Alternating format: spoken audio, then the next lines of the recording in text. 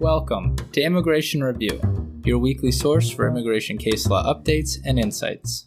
I'm your host, Kevin A. Gregg, back again to review the week's precedential immigration cases, rummaging through the decisions so you don't have to.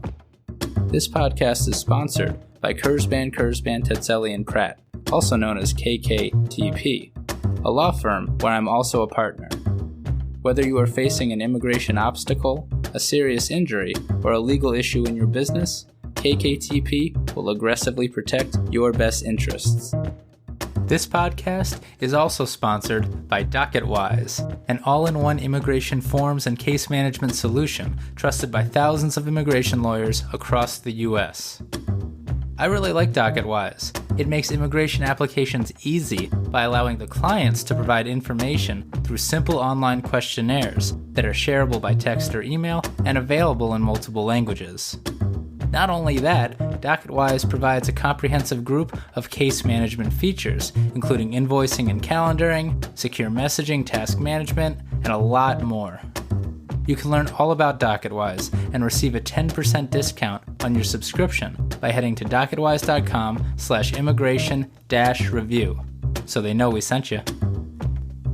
And as always, this show does not constitute legal advice and has no bias other than to keep you up to date and to enable you, my dear colleagues, to excel in court. So, without further ado, let's start the review.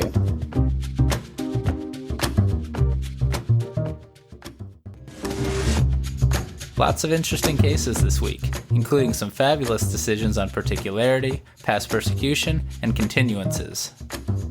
The immigration community was abuzz, including longtime Immigration Review patrons Lorraine Marte and Eunice Scott, both of whom I am absolutely indebted to for their continued support. Care to join their prestigious ranks? Check out our Patreon page by clicking on it in the show notes, or go to patreon.com/immigrationreview. On to the show.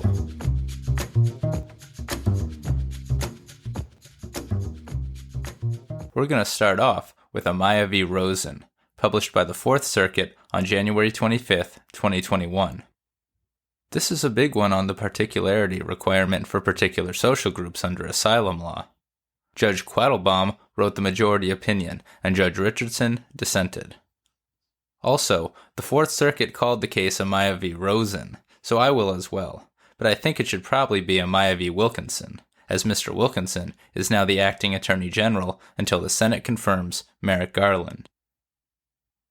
Mr. Amaya is from El Salvador and requested withholding of removal in immigration court on account of his membership in the particular social group, quote, former Salvadoran MS-13 members, end quote. He didn't seek asylum because he couldn't. He was removed once before and re-entered unlawfully, meaning that once DHS reinstated the prior order of removal and he was deemed to have a reasonable fear of return, he was placed in withholding-only proceedings before an immigration judge. Mr. Amaya testified that he left MS-13 after his daughter was born, resulting in death threats, having a gun shoved into his mouth, and being actually shot in the foot, among other things. MS-13 then used the police in El Salvador to arrest and imprison Mr. Amaya on false pretenses. After getting out of that one, Mr. Amaya escaped to the U.S.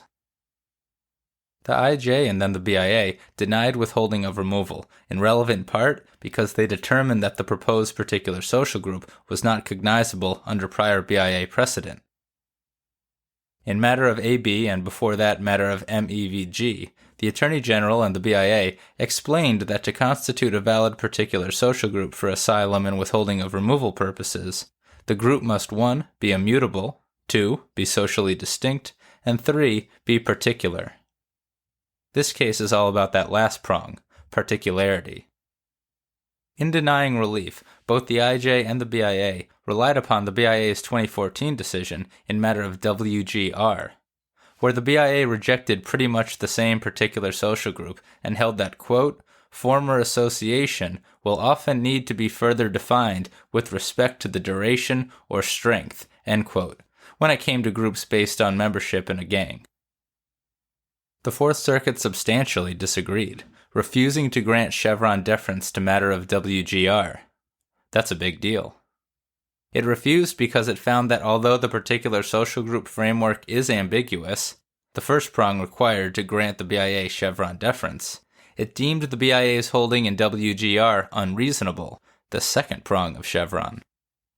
Specifically, the Fourth Circuit held that the BIA and WGR conflated social distinction with particularity. While social distinction requires an analysis of how the group is perceived in the target society, in this case El Salvador, particularity does not, quote, depend on evidence or society's perceptions, end quote. Instead, particularity is simply about whether it is, quote, evident from the group's description who is in and who is not, end quote, included in the group. And it doesn't even matter whether the group can be broken down into smaller groups. After all, any group can. Rather, all that matters to satisfy the particularity requirement is that the group is written with, quote, clear boundaries, end quote, with, quote, self-limiting features, end quote.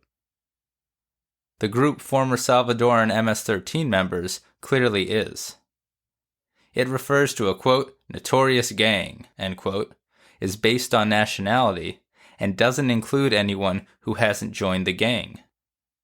And with that, I have it on good authority that Trump appointee Judge Quattlebaum, writing for the majority, dropped the mic and was immediately enshrined in Ayla's Hall of Judges. In so refusing to defer to matter of WGR, the Fourth Circuit creates a circuit split with the Ninth and 11th Circuits. Congratulations to Abdul Aziz Conair for petitioner. This is a must-read for particular social group cases, particularly gang-based ones. It also shifts the particular social group battleground to where it really should have been all along, social distinction and nexus. Here are some more helpful observations.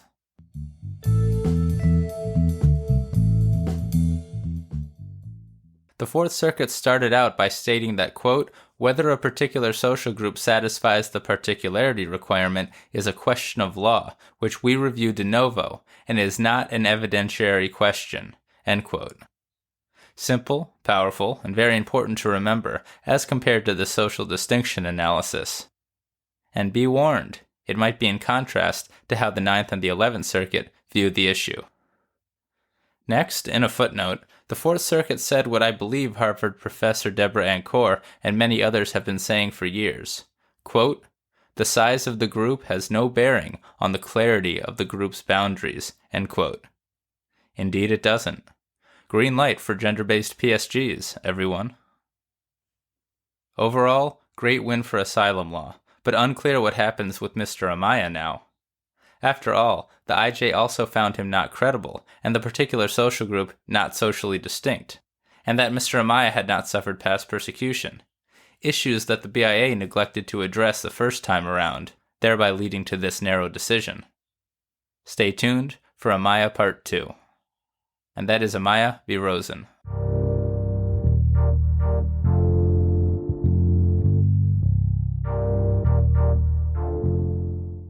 Next is Kaur v. Wilkinson, published by the Ninth Circuit on January 29, 2021. This is a case about past persecution. Judge Miller dissented. Miss Kaur is from India and seems to be a Sikh. After entering the U.S., she applied for asylum, primarily based on the harm she had suffered and fears on account of her work for the Mann Party and advocacy for the independent Sikh state of Khalistan.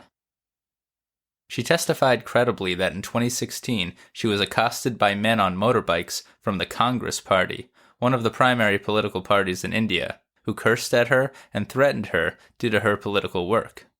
5 months later, a group of men from the Congress Party came to her parents' shop where she was working, grabbed her, ripped her clothes, and attempted to rape her. Some of her neighbors heard her cries and rescued her. Her injuries were tended to by a doctor. Miss Kaur continued to receive threatening calls from the Congress Party men, even after she left India for Cyprus, including death threats. Shortly after that, the Congress Party won the election in her home state of Punjab. Then, her father was severely beaten after leaving a Sikh temple, and both her father and mother were beaten by police when they reported it. Cue an asylum case. The IJ and then the BIA found Miss Kaur credible, but held that the harm she and her family had suffered didn't constitute past persecution as to Miss Kaur. That Miss Kaur hadn't shown she couldn't safely relocate somewhere else in India, that she hadn't established a government connection to the harm, and that she hadn't sufficiently corroborated her story. The Ninth Circuit disagreed. It took serious issue with the BIA's requirement that attempted gang rape doesn't qualify as past persecution absent evidence of psychological harm because, quote, attempted rape itself is a severe violation of bodily integrity and autonomy, and so is itself almost always a form of persecution, end quote. Rape also constitutes torture, by the way. Judge Wardlaw and the majority go on for a while persuasively explaining why all of this is, but I think it's kind of self-evident. And according to this decision, this largely accords with decisions out of at least the 7th, 6th, and 2nd Circuits. Indeed, rape is included with murder and kidnapping in the category of extreme harms, where even an attempt will constitute persecution. I wonder what else might be in this extreme category, practitioners. The Ninth Circuit also held that the BIA erred in holding that Ms. Kaur failed to establish that her persecutors were government actors, as the Congress Party was a powerful party in Punjab at the time of the attempted gang rape, and shortly thereafter became the ruling party. Quote, when a petitioner suffers persecution at the hands of a major political party, both during and after its rise to power from a minority voting bloc in the legislature to the head of the government, the source of the persecution is the government itself, end quote. This is particularly the case due to, quote, the complexity of multi-party parliamentary systems such as India's, end quote, where minor parties can have outsized influence. Keep it coming. Having suffered past persecution, DHS has the burden on relocation. Case remanded. Necessary case to read for Indian or sexual violence-based asylum claims. Congratulations, Attorney Douglas Jolly, for petitioner. I've got more quotes for you all.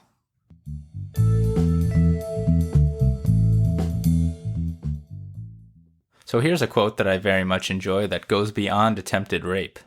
Quote, the hallmarks of persecutory conduct include, but are not limited to, the violation of bodily integrity and bodily autonomy. Thus, we have concluded that physical violence is persecution, end quote. Period. Something else to remember for non-citizens with thick skin like Ms. Kaur. Just as the nexus analysis focuses on the persecutor's motives, so too, quote, in evaluating whether past treatment rises to the level of persecution, we do not look to the level of harm experienced by the petitioner. Rather, it is the conduct of the persecutor, not the subjective suffering from the perspective of the victim, that matters for the purposes of determining what constitutes persecution, end quote. Put another way, quote, failure to seek medical treatment for the injury suffered is hardly the touchstone of whether the harm amounted to persecution, end quote. Remember that. I end with this quote from Judge Wardlaw and the majority. Quote, attempted rape by a gang of men in broad daylight on a public street is especially terrorizing because it powerfully demonstrates the perpetrator's domination, control over the victim, and imperviousness to the law. Requiring evidence of additional harms both minimizes the gravity of the sexual assault and demeans the victim, end quote. Nuff said. Kaur v. Wilkinson.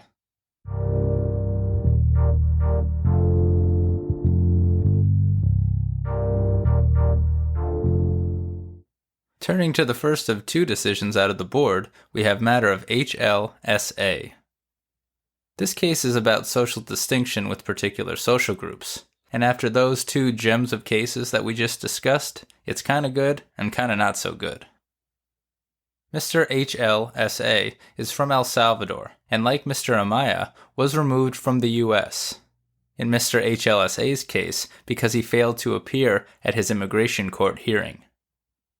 In El Salvador, he learned that his wife's cousin had been murdered by MS-13 for refusing to pay extortion, and that MS-13 was looking for him.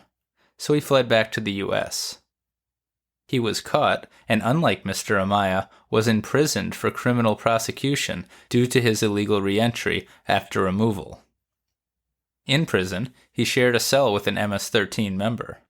But Mr. HLSA didn't know that until he started to get extorted in the U.S. prison by MS-13. He paid the extortion at threat of being shanked in a U.S. prison. Crazy. But eventually, Mr. HLSA informed U.S. prison guards that his MS-13 cellmate was storing a weapon in their cell. Mr. HLSA was placed in protective custody, known in U.S. prisons as the place where they house informants. And MS-13 inmates shouted at him from the yard that he was a rat and threatened to kill him. Again, all in a U.S. prison. Mr. HLSA cooperated with the FBI against the MS-13 members, which likely resulted in at least one of those prisoners receiving a longer sentence. Mr. HLSA was placed in withholding-only proceedings because he had a prior order of removal that DHS reinstated.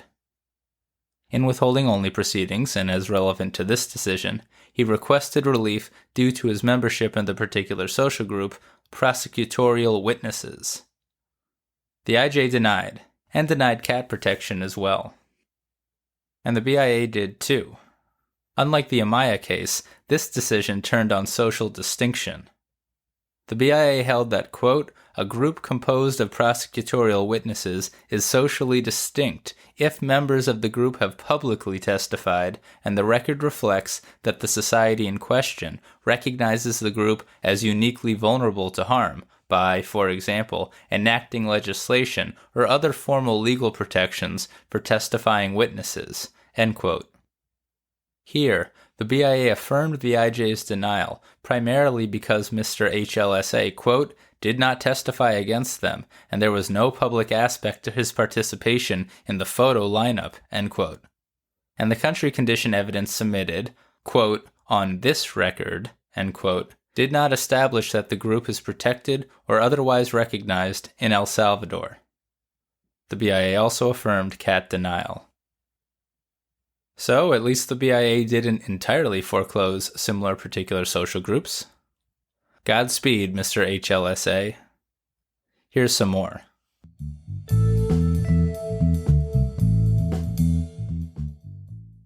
Quite the week for MS-13.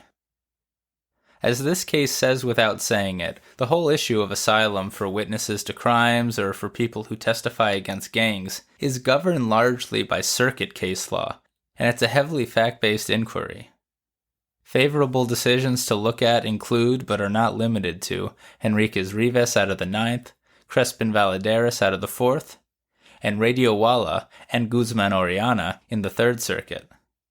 In fact, a careful reading of this decision shows that the BIA has not foreclosed the same exact particular social group, if based on better facts. So as always, build your country condition record if you can. And yeah, let's talk about Guzman-Oriana, discussed way back on episode 1 of the podcast, in which the 3rd Circuit held that, quote, a group consisting of witnesses who have publicly provided assistance to law enforcement against major Salvadoran gangs, end quote, is a valid particular social group, and that in-court testimony, quote, is indistinguishable from publicly providing out-of-court assistance to law enforcement, end quote. The BIA expressly disagreed with much of Guzman-Oriana in this decision, but the 3rd Circuit trumps, at least in the 3rd Circuit, and their analysis is persuasive everywhere else. By the way, Guzman-Oriana also held that an imputed particular social group qualifies as a protected ground under asylum law, and the BIA didn't even try to touch that one. And finally, in a footnote, the BIA held that, quote, the applicant's contention that the threats he received in the Maryland detention facility qualify as past persecution for purposes of withholding of removal is unavailing because past persecution must occur in the country of removal, end quote. Unfortunate that the BIA put that in a footnote, because I think it's an open question of law. And I suspect that the BIA does too, as it cites only to the definition of a refugee under the Act for this proposition, without any analysis whatsoever. argue it in the circuits, and preserve it where appropriate. And that is matter of HLSA.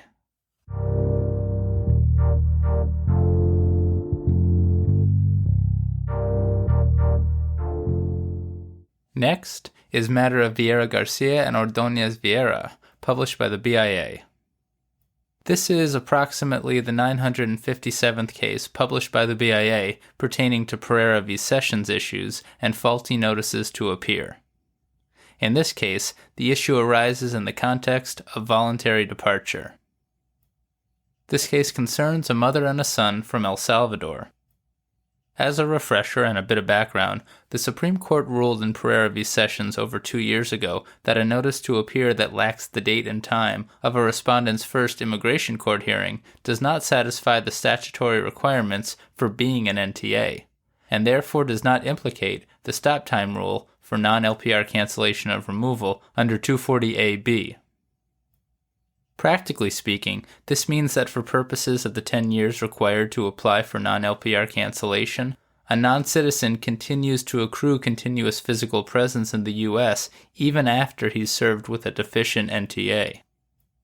Now, voluntary departure under INA Section 240B-B is a form of discretionary immigration relief that allows a non-citizen to avoid a removal order, and its attendant 10-year bar to re-entering the country. But it requires that the non-citizen physically depart the United States.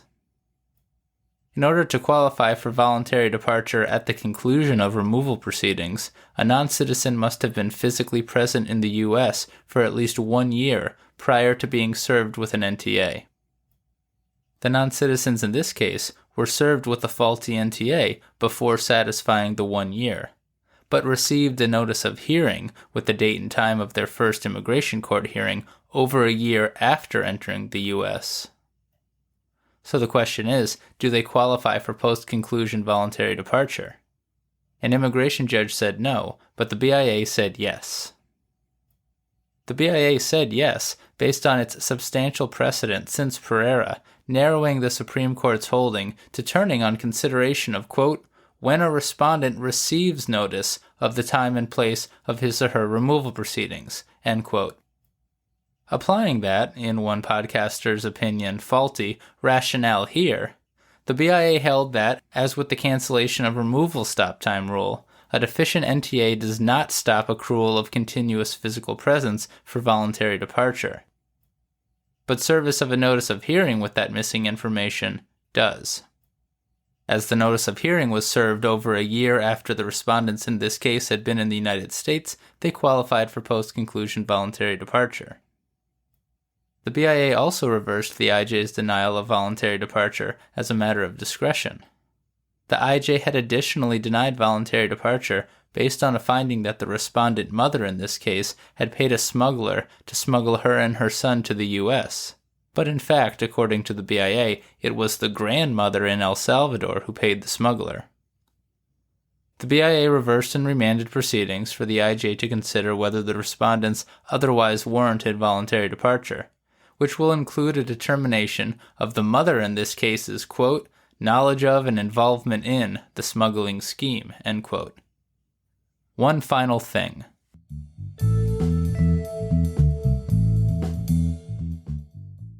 As I keep mentioning on the podcast, the legitimacy of the BIA's whole two-step framework allowing for a notice of hearing to satisfy Pereira and trigger the stop time rule is currently before the Supreme Court. But until the Supreme Court rules, as the BIA notes in a footnote, this decision and the BIA's similar decisions do not really hold water in the 3rd or 10th Circuits, which do not read Pereira as narrowly as the BIA. In those circuits, to stop a non-citizen's accrual of continuous physical presence, DHS must serve the non-citizens with a statutorily compliant notice to appear. And that is matter of Viera-Garcia and Ordonez-Viera.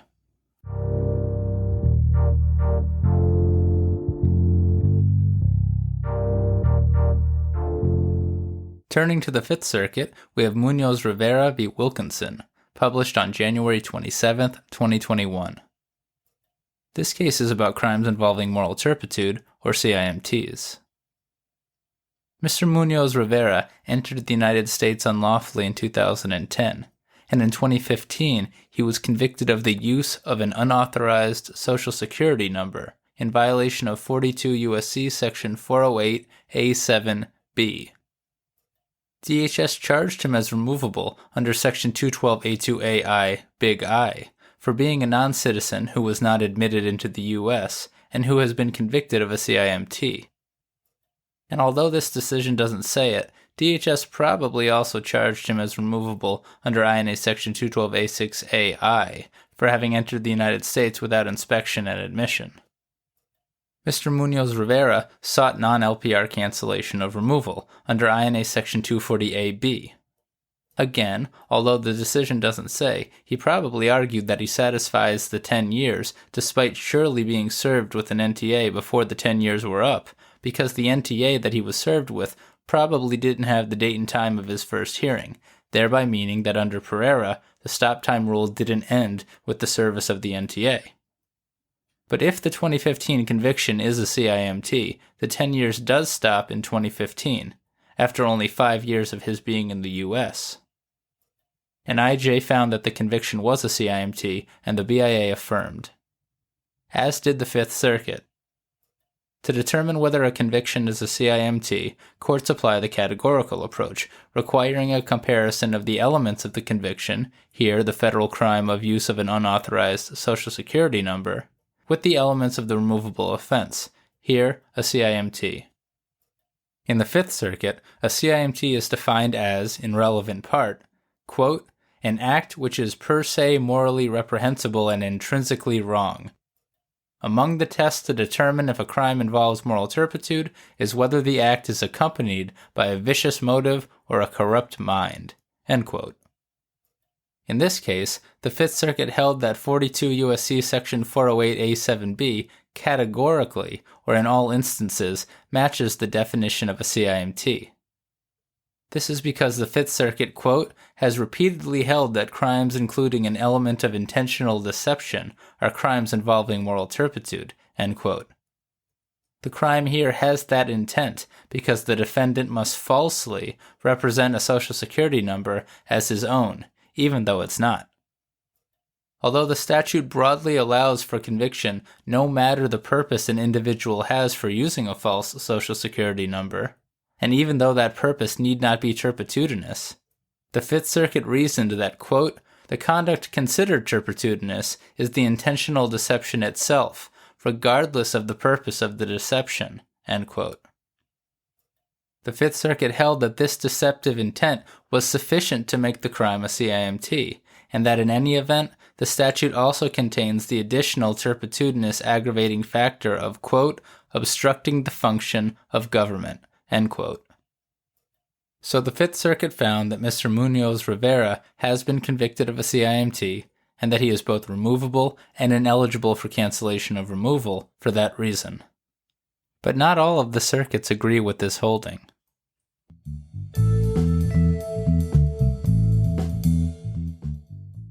In this case, the Fifth Circuit is essentially saying that any crime that requires deceit or lying is a CIMT. Quote, the offender's deceptive intent is dispositive, end quote. That's quite the broad holding.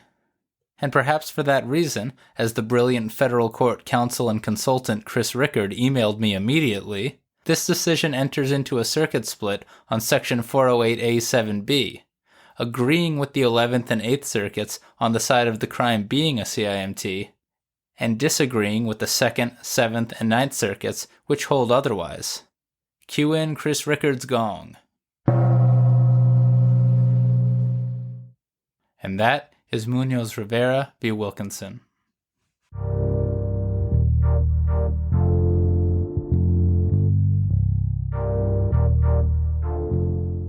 Finally, we come to Granados Benitez v. Wilkinson, published by the First Circuit on January 28, 2021.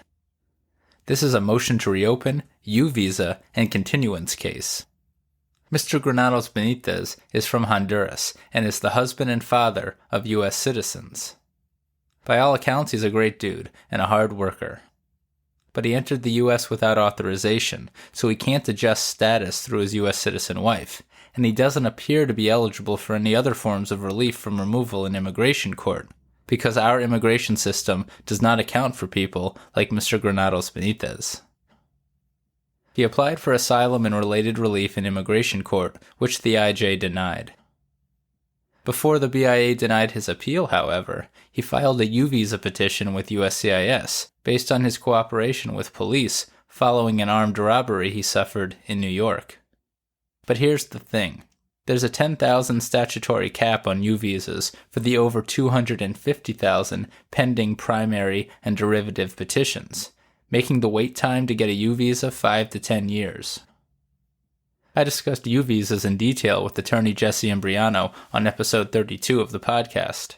Suffice it to say, getting one is no easy task, but it puts a non-citizen on a path to a green card. USCIS provided Mr. Granados Benitez with a letter saying that he appeared to have established prima facie eligibility, but that he couldn't get a U-Visa yet because of the backlog. Per USCIS and ICE policy, USCIS and ICE are supposed to defer removal proceedings and defer physical removal for such people. But Mr. Granados Benitez, of course, was already in removal proceedings, and so, after the BIA denied his appeal, he moved the BIA to reopen and remand his case back to the IJ so the IJ could stay his case pending U-Visa availability. The BIA denied, stating it could only reopen Mr. Granados Benitez's case if the U-Visa was actually granted, and that in any event, the removal order doesn't bar him from receiving a U-Visa. Applying the deferential abuse of discretion standard, the First Circuit reversed. It noted that the BIA abuses its discretion when it, quote, neglects to consider a significant factor that appropriately bears on the discretionary decision, or attaches weight to a factor that does not appropriately bear on the decision, end quote. Here, everyone agrees that Mr. Granados Benitez presented new evidence, the U-Visa petition and favorable document from USCIS, and new evidence is usually required to succeed on a motion to reopen. And both the First Circuit and BIA agreed that he was essentially asking the BIA to remand so he could request a continuance from the immigration judge. But here, the First Circuit held that the BIA violated its own precedent in matter of Sanchez-Sosa by failing to consider whether a continuance would be warranted on remand, particularly as under that decision, quote, there is a rebuttable presumption that an alien who has filed a prima facie approvable U-Visa application with the USCIS will warrant a favorable exercise of discretion for a continuance for a reasonable period of time, end quote. Having failed to conduct the proper continuance analysis, the BIA's motion to reopen analysis was fatally flawed. In so holding, the First Circuit held that the very recent BIA continuance decisions of matter of LABR and matter of LNY did not in any way replace matter of Sanchez-Sosa, at least when the basis for a continuance is a U-Visa petition. Huge. The First Circuit also faulted the BIA for failing to consider Mr. Granados Benitez's arguments that ICE has a policy of viewing USCIS waitlist decisions, like the one in this case, as, quote, the functional equivalent of a full adjudication on the merits of the petition, end quote, which is a significant factor that the BIA should have considered in its analysis. So, the First Circuit remanded with instructions for the BIA to in turn remand for the immigration judge to consider a continuance. Congratulations to Paige Austin, Philip L. Torrey, and the Harvard Law Crimmigration Clinic, as well as amicus counsel Brian D. Strong and Gregory E. Osfeld of Greenberg Traurig for this win. It's been a long episode, so here's just one more thing.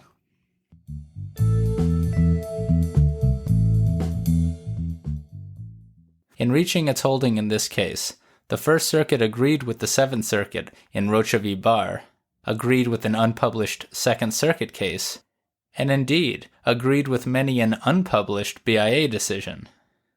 In fact, the First Circuit, quote, can see no earthly reason why the mere fact of non-publication should permit an agency to take a view of the law in one case that is flatly contrary to the view it set out in earlier, yet contemporary, cases." End quote. So remember to sign up for and use Ben Winograd's excellent repository of unpublished BIA decisions to support your arguments at all stages of litigation. I see you, Ben. And that is Granados Benitez v. Wilkinson.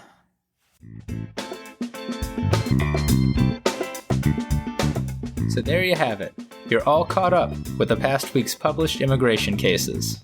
I'm Kevin A. Gregg, a partner with the law firm Kurzban, Tetzelli & Pratt, and this has been another episode of Immigration Review.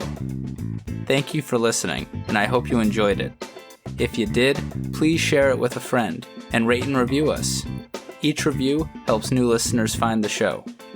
And of course, subscribe to Immigration Review wherever you get your podcasts. If you like what we do and want to become a patron of the show, please check out our Patreon page at www.patreon.com/Immigration Review, or click on the link in the show notes. And if you're interested in an official Immigration Review CLE certificate for 5 credit hours, email me at kgreg@kktplaw.com with your full name and the episode numbers for the 10 shows you've listened to. Also, feel free to email me with questions, comments, or anything at all. And follow the show on Instagram and Facebook at Immigration Review, and send us a tweet at ImReview. That's IMM Review. I'll be back next Monday for a brand new discussion. Until then, I'm Kevin A. Gregg, bringing you the Immigration Review.